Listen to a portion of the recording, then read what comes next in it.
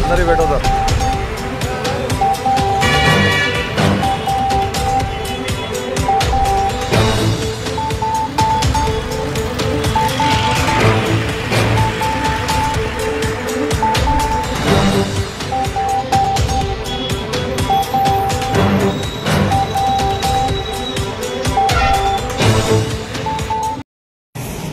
అందరికీ నమస్కారం। గజ్వేల్ పట్టణ అండ్ గజ్వేల్ సబ్ డివిజన్ ప్రజలందరికీ కూడా తెలియజేయనిది ఏమనగా మీ సిద్దిపేట ట్రాఫిక్ పోలీస్ తరపున మేము రెగ్యులర్ గా స్పెషల్ డ్రైవ్స్ నిర్వహించడం అనేది జరుగుతూ ఉన్నది। అందులో ముఖ్యంగా డ్రంక్ అండ్ డ్రైవ్ తాగి వాహనం నడిపిన వ్యక్తులు ఎవరైనా సరే 36 ml/100 ఉంటే వాళ్ళ పైన మేము కేసు బుక్ చేయడం జరుగుతుంది। వారికి ప్రస్తుతము 10,000 రూపీస్ ఫైన్ అనేది కోర్టులో వేయడం అనేది జరుగుతుంది, లేదంటే జైలు కూడా పంపడం అనేది జరుగుతుంది ఫస్ట్ సారి అయితేనేమో।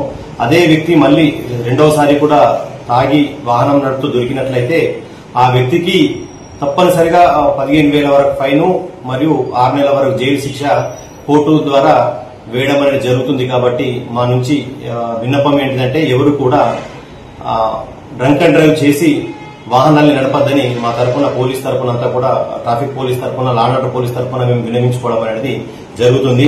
అదేవిధంగా మైనర్ డ్రైవింగ్ లో తల్లిదండ్రులు పిల్లలకు 18 సంవత్సరాల లోపు ఉన్న పిల్లలకు ఎట్టి పరిస్థితుల్లో వాహనాలు ఇవ్వద్దు।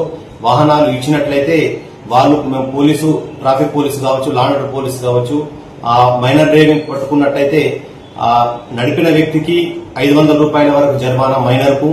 అదేవిధంగా ఎవరి పేరు మీద అవుతుందో అయితే అనాథరైజ్డ్ పర్సన్ అవుతాడో, ఎవరైతే ఓనర్ ఆఫ్ ది వెహికల్ ఉంటుండో ఆ వ్యక్తికి 10,000 రూపీస్ ఫైన్ వేయడం జరుగుతుంది।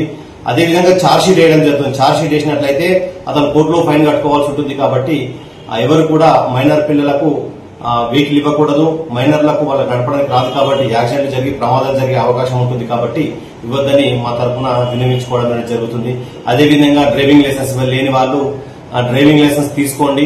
వితౌట్ డ్రైవింగ్ లైసెన్స్ తో వెహికల్ నడిపినట్లయితే 500 రూపాయలు ఫైన్ వేయడం జరుగుతుంది। అదే లేదంటే కోర్టుకు ఛార్జ్ షీట్ వేసి ఫైన్ కట్టించడం జరుగుతుంది। సెకండ్ సార్ అయితేనేమో మళ్ళీ ఎక్స్టెండ్ అయి ఫైన్ అవుతుంది।